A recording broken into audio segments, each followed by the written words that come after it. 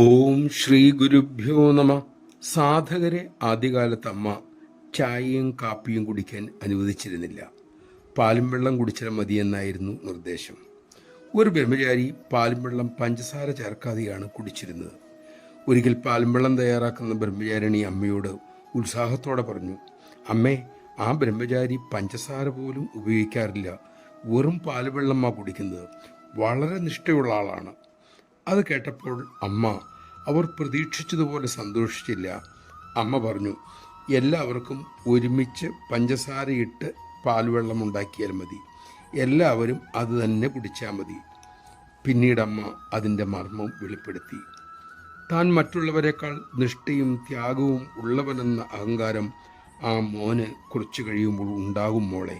അതാണ് നമഃശിവായ. അഹന്ത ഏതൊക്കെ രൂപത്തിൽ തല നീട്ടുമെന്ന് ഒരുവന് ഒരിക്കലും അറിയാൻ സാധ്യമല്ല.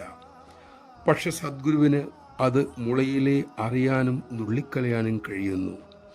അതുതന്നെയാണ് സദ്ഗുരു മഹിമ, അതുതന്നെയാണ് സദ്ഗുരുവിൻ്റെ കൃപയും.